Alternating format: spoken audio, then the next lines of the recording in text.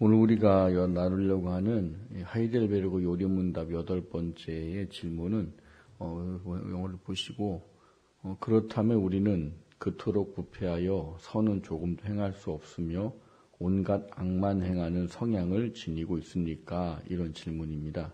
답을 한번 읽어보실까요?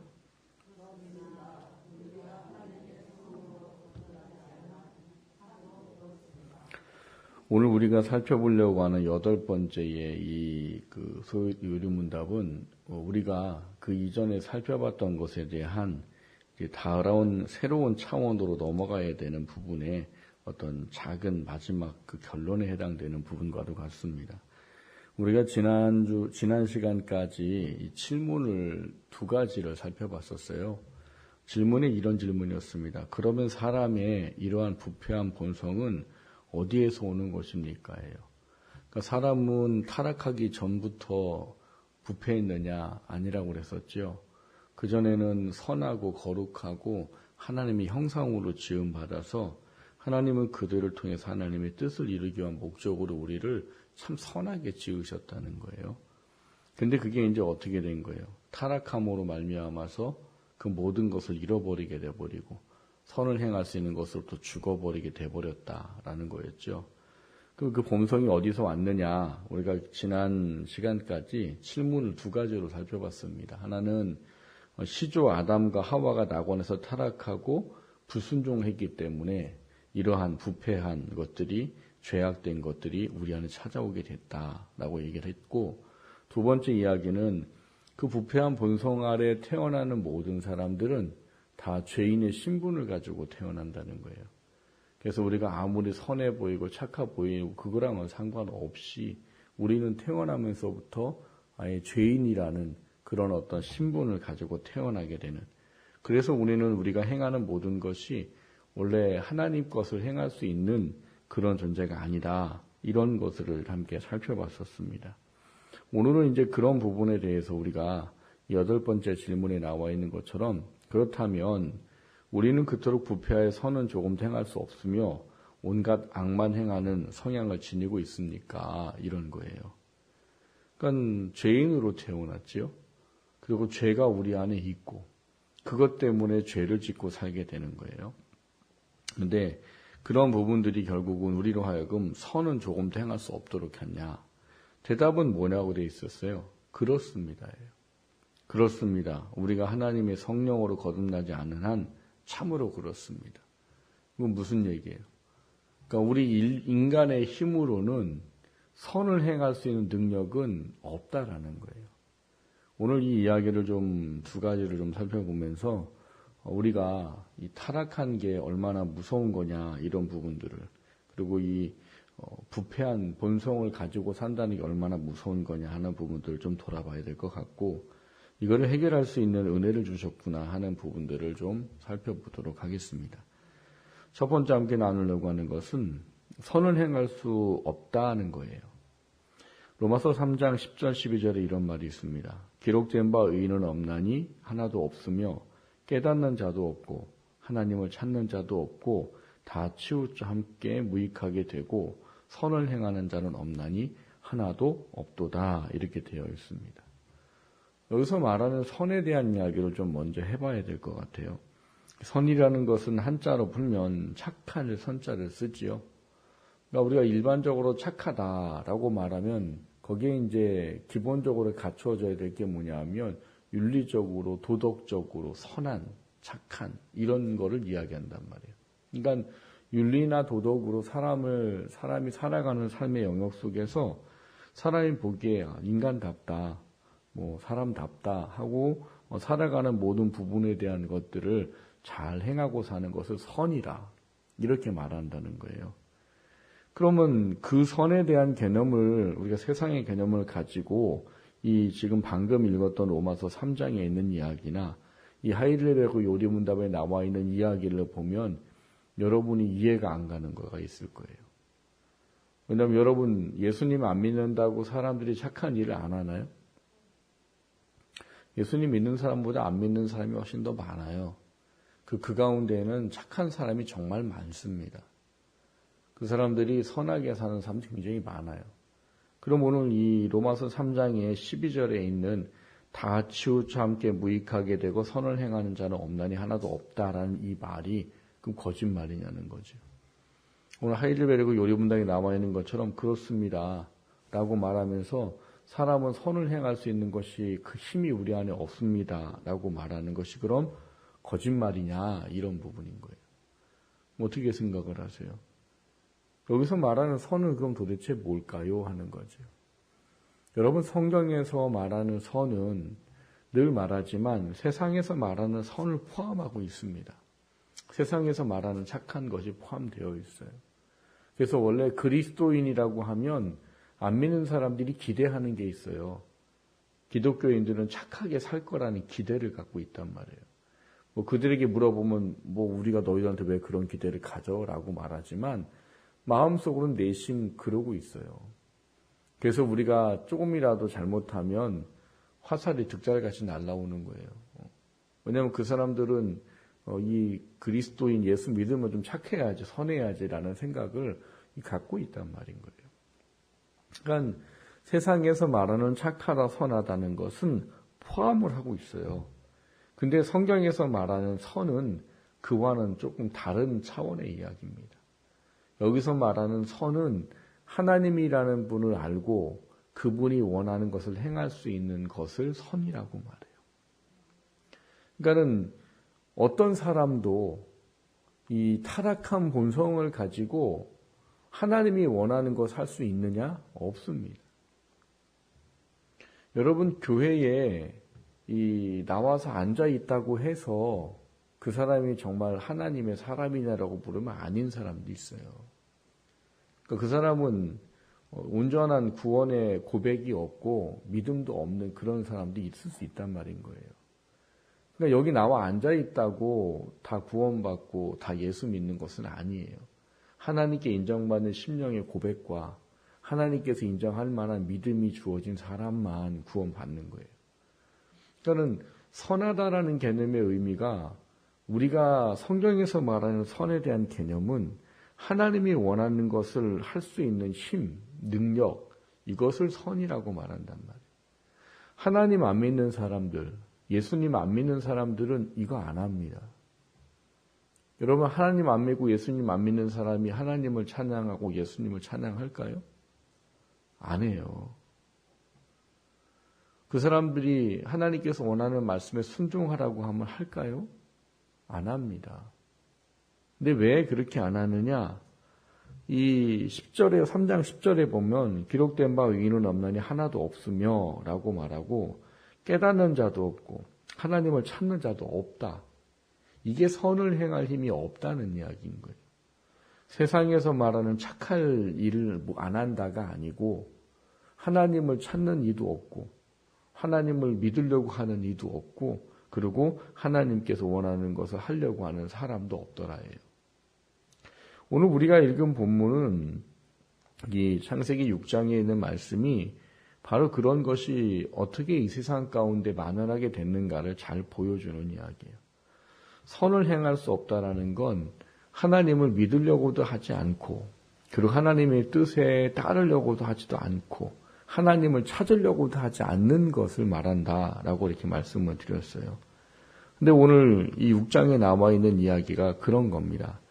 오늘 본문 이 창세기 6장 1절 2절에 보면 하나님의 아들들이 사람의 딸들을 이라고 하는 두 어떤 존재에 대한 이야기가 나와요. 뭐 어떤 학자들은 전에도 제가 이 말씀을 설명드린 적이 있지만 하나님의 아들들을 천사라고 생각하는 학자도 있어요.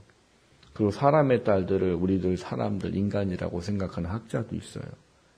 근데 어디에도 성경에 천사들을 하나님의 아들이라고 표현한 데가 없습니다. 하나님의 아들은 오직 택함받은 하나님의 자녀 외에는 없어요. 그럼 여기서 말하는 하나님의 아들들은 누구고 사람의 딸들은 누구냐라고 말한다면 여기에는 이제 두 족보에 대한 갈라짐에 대한 의미를 잘 이해하시면 모든 게 풀려집니다. 하나님은 아담과 하와가 타락하고 난 이후에 자녀들을 허락하시죠.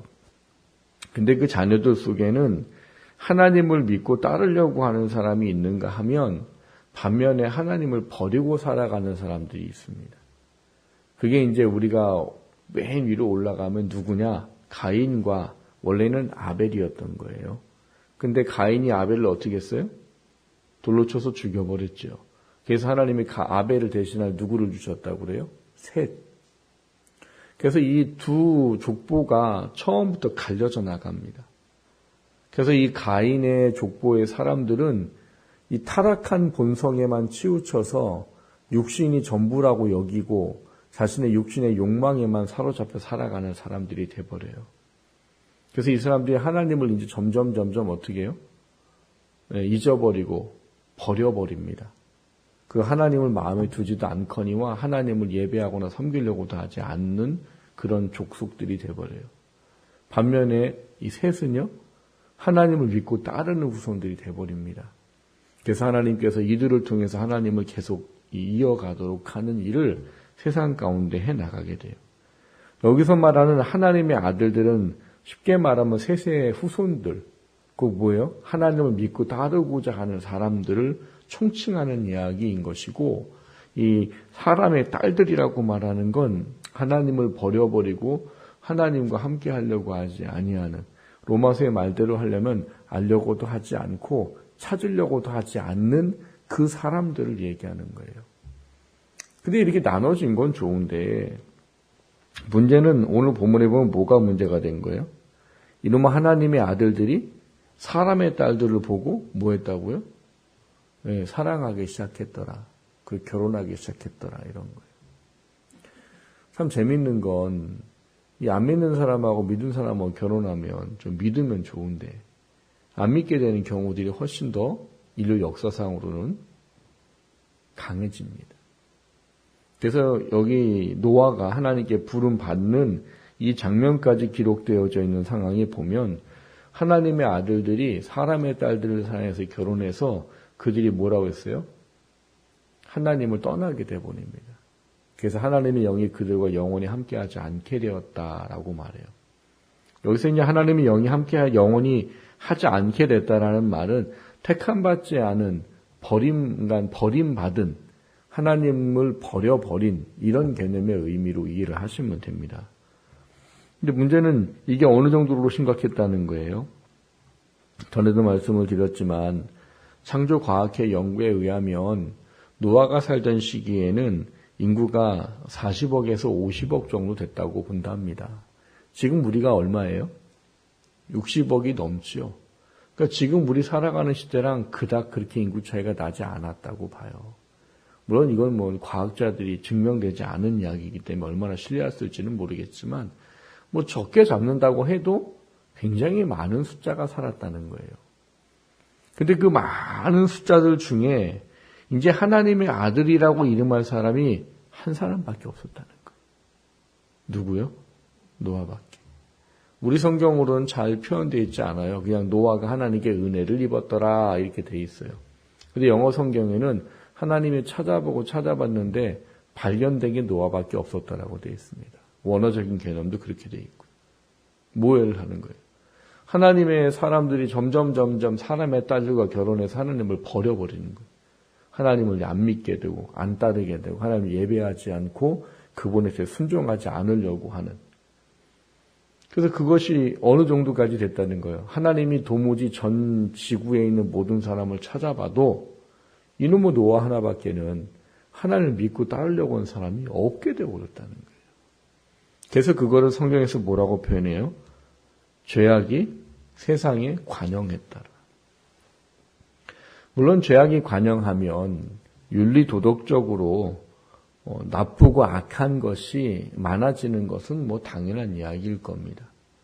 근데 여기서 말하는 죄악이 관영하다라는 것은 그런 어떤 윤리도덕적인 것에 대한 차원이 아니라 하나님을 믿도록 지음받은, 하나님을 섬기도록 지음받은, 하나님께서 하나님의 일을 맡기도록 지음받은 이 사람들이 하나님을 어떻게 해요? 다 버려버리고 노아밖에는 찾아볼 수가 없는 그 상황이 되어버린 것이고 그거를 하나님은 죄악이 관영했다라고 말한다는 사실인 거예요. 그러니까 이런 문제들을 보면서 우리가 오늘 이 하이델베르 요리문답에서 말하는 선을 행할 수 없다는 것에 대한 이야기를 우리가 되짚어 봐야 된단 말인 겁니다. 여러분, 우리도 예수님을 믿기 전에는 우리가 하나님이 원하는, 예수님이 원하는 것을 하려고 하지 않던 사람들이라는 말인 거예요. 그러니까 그 누구도 하나님께서 특별한 은혜를 허락해 주시지 않는 한에는 어떤 한 사람도 하나님께서 원하는 것을 할 수 있는 그런 선을 행할 능력을 가진 존재는 아무도 없다는 얘기인 거예요. 여러분, 안 믿는 사람이 하나님의 은혜 없이 하나님을 예배하고 찬양하고 그분에게 영광을 돌리겠다고 사는 사람이 이 세상에 단 한 명이라도 있습니까? 없어요. 왜요? 그건 하나님의 은혜가 주어지지 않는 한에는 그 행할 힘과 선을 행할 능력은 주어지지 않기 때문에. 그러니까 이 세상에 어떤 누구도 하나님의 은혜가 없이는 하나님이 원하는 선이라는 것에 이룰 수 있는 사람은 단 한 명도 없는 거예요. 그래서 의인은 없나니 한 명도 없다라고 말하는 거예요. 그러니까 하나님의 은혜가 없이는 이 세상에 지난주에 살펴봤던 것처럼 아담과 하와가 타락해서 그 이후에 태어나는 모든 사람은 죄인으로 태어난다라고 하는 말이 그 이야기인 거예요. 그러니까 누구도 스스로는 하나님을 알래야 알 수가 없어요. 우리는 우리가 하나님을 아는 것 같고 우리가 하나님을 믿은 것 같죠. 아니란 말인 거예요.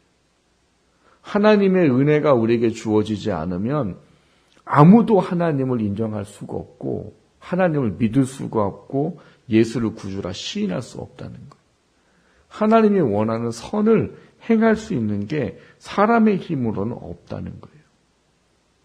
그게 여기서 우리에게 첫 번째 제시하고 있는 이 질문과 답에 대해서 알아야 되는 거예요. 그러니까 우리가 제일 먼저 인정해야 될 게 뭐냐? 내 힘으로는 하나님이라는 분께서 원하는 것을 할 수 있는 존재가 아니구나. 아니었구나. 이런 부분들을 철저히 인정해야 된다는 말인 겁니다. 근데 그게 왜 필요하냐? 그게 있어야 비로소 우리 안에서 뭘 하게 돼요? 그것으로부터 벗어나고 해결될 수 있는 것에 대한 소망함을 우리가 품을 수 있게 되기 때문에 그렇습니다. 그러니까 타락한 이후에 사람이 부패하여서 이 죄인으로 태어나는 사람에게는 하나님이 원하는 걸 할 수 있는 힘은 단 하나도 없습니다. 그것에 대해서 오늘 이 창세기 6장이 우리에게 보여주고 있는 단편적인 증거인 거예요. 얼마나 하나님이 오죽했으면, 사실 우리 성경에는 그렇게 이제 번역을 해놨어요. 하나님이 뭐 했다고요? 후회하셨다고. 여러분, 하나님은 후회하시는 분이 아니십니다. 이걸 이제 신학적인 용어로 말하면 신인 동형론적인 표현이라고 말해요. 우리가 이해할 수 없기 때문에 우리가 이해할 수 있는 언어로 하나님의 마음을 표현한 걸 얘기해요. 하나님은 온전하시고 완전한 분이기 때문에 실패가 없고 실수가 없으신 분이세요. 그분은 모든 것을 창조해 놓기 전부터 이미 알고 계셨다고 그랬잖아요. 지난번에도 말씀을 드렸듯이 우리가 타락하고 인류가 타락하고 죄를 범할 것을 하나님이 모르셔서 사람을 창조한 게 아니고 하나님은 창조하기 전부터 만들어 놓으면 타락할 걸 알고서 만드셨단 말이에요. 근데 그런 분이 무슨 후회를 하시겠어요? 그러니까 이거는 그분의 마음이 얼마나 안타까운지에 대한 표현을 우리한테 그렇게 해준 거예요. 근데 그 정도로 타락할 수밖에 없는 게 뭐예요? 이 죄가 들어온 죄인으로 태어난 인생의 결말입니다. 그러니까 죄는 우리를 결국 어떻게 해요? 하나님부터 완전히 단절시키는 거예요. 아담과 하와가 범죄함으로 말미암아 죄가 들어와서 그 부패한 본성이 우리 안에 타고 태어날 때 모든 사람들은 하나님의 은혜가 없이는 저절로 하나님을 버려버리고 하나님을 대적하는 그런 삶을 살 수밖에 없다는 사실을 보여주는 거예요. 그래서 오늘 답에도 뭐라고 말해요? 그렇습니다. 뭐가 그렇습니다. 우리가 이 타락한 본성이 선을 행할 수 있는 힘은 하나도 없습니까? 라는 질문의 답이 뭐예요? 그렇습니다. 여러분, 이거를 인정하는 게 우리한테는 굉장히 중요한 문제입니다. 왜냐하면 우리가 지금도 신앙생활하고 예수님을 믿고 성령의 은혜가 있어서 하나님을 믿고 따라가고 살아가지만 우리가 지금도 철저하게 인정해야 될 것 중에 하나가 내 본성에 대한 문제예요. 여러분, 우리가 예수님 믿고 구원받고 원죄를 하나님이 없는 것처럼 인정해 주셔서 칭의를 해 주셨다고 해서 우리가 죄를 안 지을 수 있는 상태가 되지는 않아요. 여러분, 지금 예수님 믿고 죄를 한 번도 안 지어 보신 적 있으세요? 아니잖아요. 그러니까 우리가 하나님 앞에 예수를 믿고 구원받았음에도 불구하고 이 타락한 본성으로 말미암아 우리의 원래 신분과 우리 안에 있는 죄의 오염이 얼마나 무섭고 두려운지를 알아야 돼요. 이게 하나님의 은혜가 없이는요, 도저히 하나님 앞에 올 수도 없을 뿐만 아니라 그건 지금도 여전히 우리가 하나님 앞에 선을 행할 수 있는 사람이 되려면 우리 타락한 본성이 제어되고 제거되지 않는 한에는 불가능하다는 사실을 우리가 알아야 된다는 거예요. 그러니까 우리는 그냥 천성이에요, 천성. 가만히 하나님이 놔두시고 하나님의 역사하심과 간섭하심이 없잖아요. 우리는 어떻게 살아요? 그냥 가만히 놔두면 저절로 타락하며 살아가는, 선택하고 원하는 게 무조건 하나님도 멀어지는 것을 선택할 수밖에 없는 그런 인간이라는 사실을 알아야 된다는 거예요. 왜냐하면 그걸 알아야 우리가 오늘 두 번째로 살펴볼 이야기 또한 우리에게 중요하게 여겨지기 때문입니다. 우리가 첫 번째 알아야 될 건 분명히 그런 겁니다. 내 본성 자체는 하나님의 선한 것을 할 수 있는 것이 하나도 없는 존재였다는 사실을. 그게 타락한 인류에게 주어진 형벌이고 그게 우리에게도 있었다는 사실을. 그리고 문제는 지금도 그게 우리를 위협하고 있다는 사실을. 물론 감사한 건 있지요. 뭐가 있어요? 그게 지금 우리를 위협은 하지만 우리의 구원을 절대로 빼앗을 수는 없다는 은혜가 있는 거죠. 하지만 그게 우리를 늘 괴롭히고 있는 것은 기정사실이에요. 그것이 우리를 힘들게 하고 있다는 사실은 변하지 않습니다. 그래서 우리가 어떤 본성인지를 먼저 알아야 그 다음에 은혜를 소망할 수 있다는 사실을 다시 한번 돌아보시길 주님의 이름으로 축원합니다. 두 번째로 나누고자 하는 것은 거듭나야 가능합니다라는 거예요. 오늘 질문에 대한 답이 뭐라고 되어 있었어요? 그렇습니다.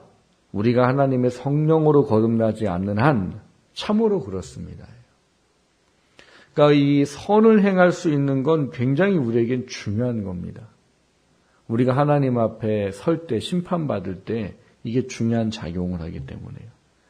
근데 이게 성령으로 거듭나지 않는 한은 우리가 선을 조금도 행할 수 없는 그런 부패하고 타락한 본성에서 벗어날 수가 없더라라고 말하는 겁니다. 이것을 우리가 다른 말로 이야기를 하면 뭐가 되겠어요?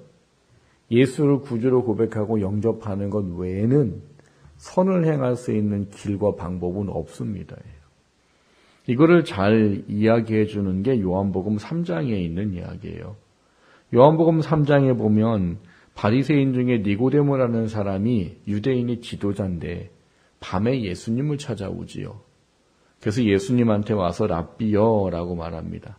랍비란 말은 선생이란 뜻이고요. 선생 중에서도 유대인들 중에서는 굉장히 위에 쪽에 있는 선생이에요.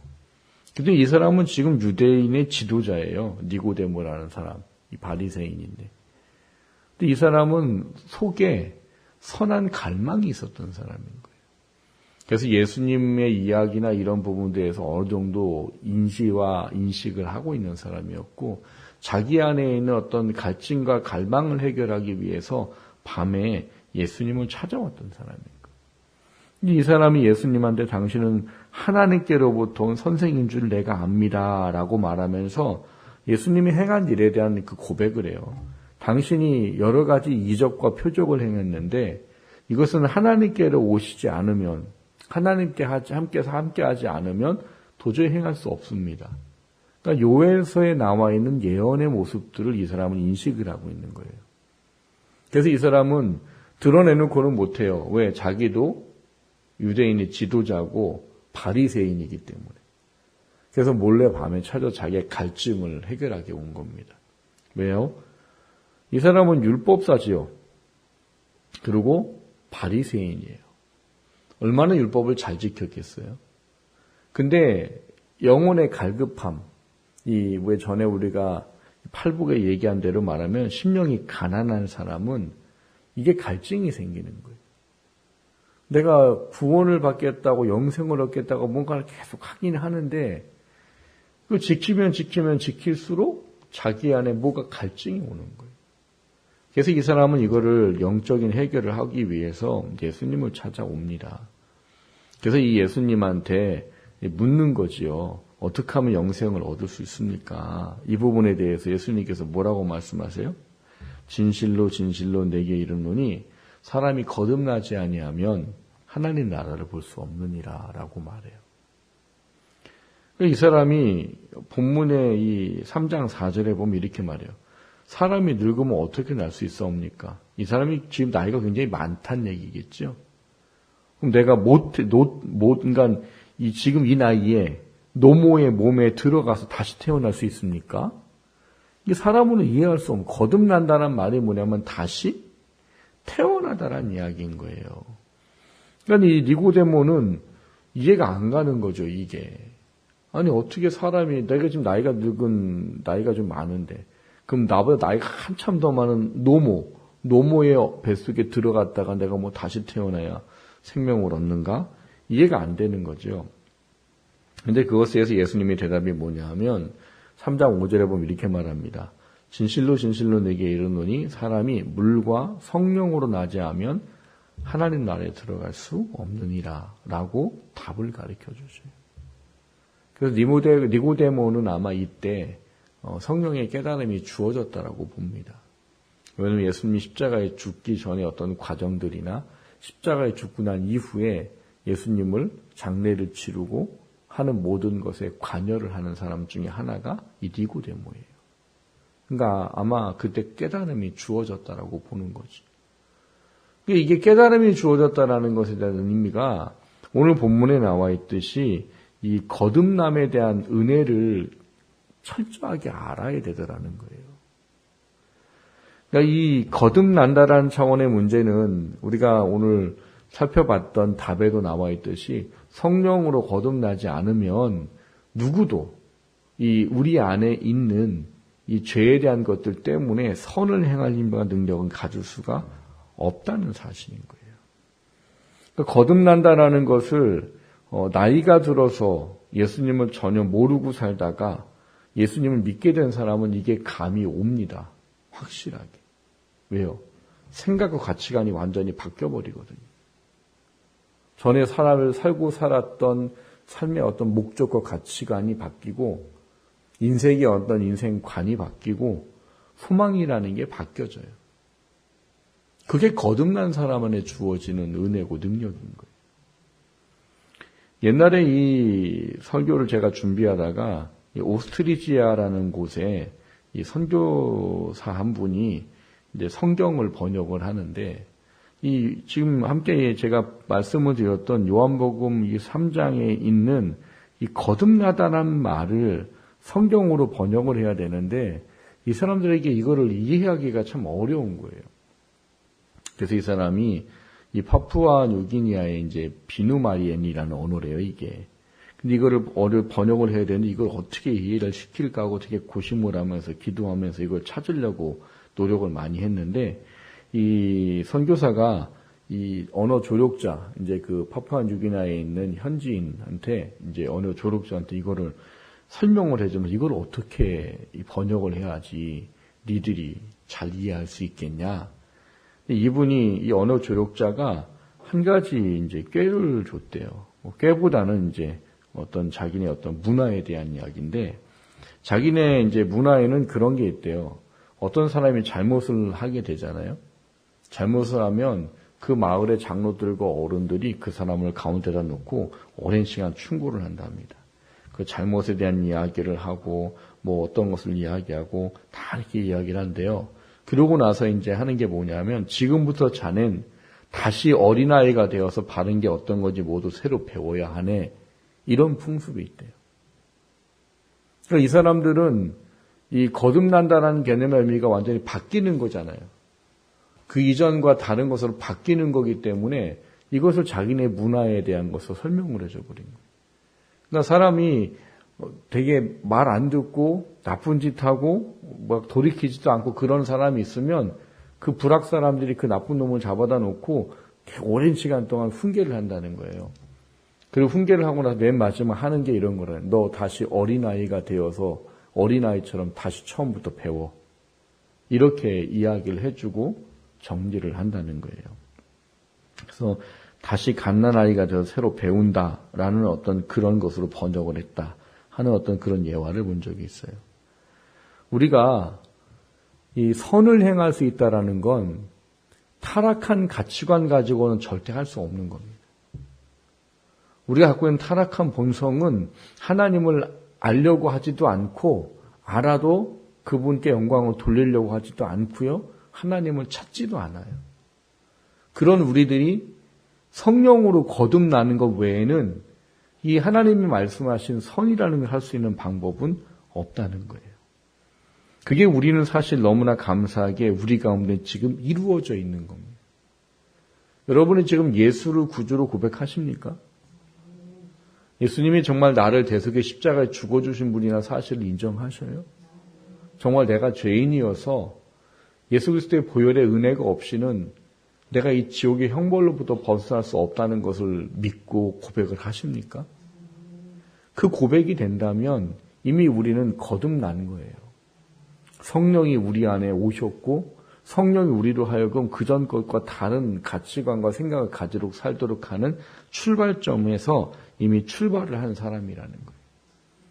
근데 여기에 제가 좀 여러분과 좀 더 씌워서 좀 이야기를 하고 싶은 것은 무엇인가 하면 이 거듭남에 대한 차원의 문제들에 대한 부분들을 우리가 예수를 믿고 성령이 우리 안에 오셔서 우리가 이런 것을 고백할 수 있다고 해서 다 한꺼번에 다 알게 되는 건 아니라는 거예요. 거듭남의 이 놀라운 비밀이죠. 내가 죄인이라는 사실과 예수 그리스도의 은혜가 아니면 이거를 어떻게 해결할 수 없다라는 이 놀라운 것에 대한 것들은 정말 하나님의 은혜로 우리 안에 주어져서 고백을 통해서 이루어지는 거란 말이에요. 근데 그 고백의 은혜가 이루어졌다고 해서 우리가 거듭남의 삶에 대한 모든 것을 살아갈 수 있는 것은 아니라는 거예요. 여러분 성경을 보면 참 재미있습니다. 신약 성경이 몇 권으로 되어 있어요? 27권이지요. 근데 복음이 정말 중요하잖아요. 예수를 믿는 게 정말 중요하고. 근데 그거는 몇 권밖에 없어요. 4권밖에 없어요. 그럼 나머지 23권은 뭐예요? 왜 예수님 믿는 게 중요하면 예수님 믿는 게 23권이어야 되고 예수님이 누구신지를 알아야 되는 게 23권이어야 되고 나머지 4권이 지금 우리가 있는 23권에 대한 그런 내용이어야 맞지 않을까 하는 생각을 하게 되는데 왜 예수님을 믿는 그 중요한 건 달랑 4권이고 나머지 23권은 어떤 이야기인 건가요? 이 성경이 예수를 믿는 것을 기록한 4권은 그거로 만족합니다. 그거로 완전하고요. 그것만 온전히 알면 예수 그리스도를 믿는데 조금도 부족함이 없어요. 그리고 4권씩이나 주신 이유는 이거를 입체적으로 예수님을 봐서 예수님을 잘못 오인하지 않도록 하기 위해 4권이면 충분한 거예요. 그래서 4권밖에 없는 거예요. 근데 나머지 23권은 뭐냐? 예수를 믿은 사람이 어떤 삶을 살아야 되고 예수를 믿는다는 소망이 무엇이고 그 소망을 위해서 어떤 것을 거쳐야 하고 어떤 것이 중요하게 여겨져야 할지 그 구원받은 자의 삶의 영역에 대한 모든 부분들을 기록한 게 23권이에요. 왜 이렇게 많이 기록해놨을까요? 그리고 이거를 왜 성경으로 주셨을까요? 여러분, 성령이 우리 안에 오셔서 예수를 구주로 고백하게 했다고 해서 우리가 모든 것을 다 아는 건 아니기 때문입니다. 성경을 통해서 배우고 익히고 알아가면서 내가 어떤 삶을 살아가야 되는가를 깨닫도록 주신 게 나머지 24권이에요. 24권을 통해서 우리는 정말 선한 삶이 뭔지의 삶의 모습을 우리가 터득하고 하나님이 원하는 거룩한 백성으로 살아가도록 하는 일을 감당하도록 하는 게 24권의 이야기예요. 그러니까 구원만 알면 안 된다고 늘 제가 말씀을 드리잖아요. 구원받는 것만 알면 성경의 반밖에 모르는 겁니다. 성경은 구원받는 것만 써 있지 않아요. 구원받은 사람이 어떻게 살아야지 복된 것인지, 그게 얼마나 우리에게 중요한지 반이 또 써 있단 말인 거예요. 근데 이 중요한 거를 어떻게 알고 어떻게 할 수 있습니까? 죄송하지만 거듭나는 것과 똑같다는 거예요. 거듭나기 전에는 절대로 하나님을 알려고도 하지 않고 뭐 안다고 해도 믿으려고도 하지 않거니와 하나님 원하는 걸 하려고 하지도 않아요. 거듭날 때 비로소 그 고백이 되고 그 감사가 되고 삶의 어떤 가치가 바뀌게 되고 바뀐단 말이에요.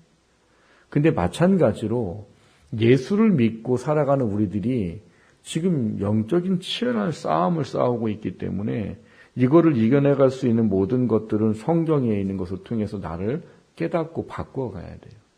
근데 그게 내 힘으로 되는 게 아니란 말인 거죠. 성령의 역사하심이 우리를 날마다 거듭나게 하는 것처럼 우리가 바뀌어져야 되는 문제라는 사실들을 아는 게 필요하다는 거예요. 전에도 그런 얘기 했잖아요. 예수님이 우리한테 뭐라고 말씀하셨다고요? 내 제자가 되려면 자기를 부인하고 자기 십자가를 지고 나를 쫓아야 할지니라.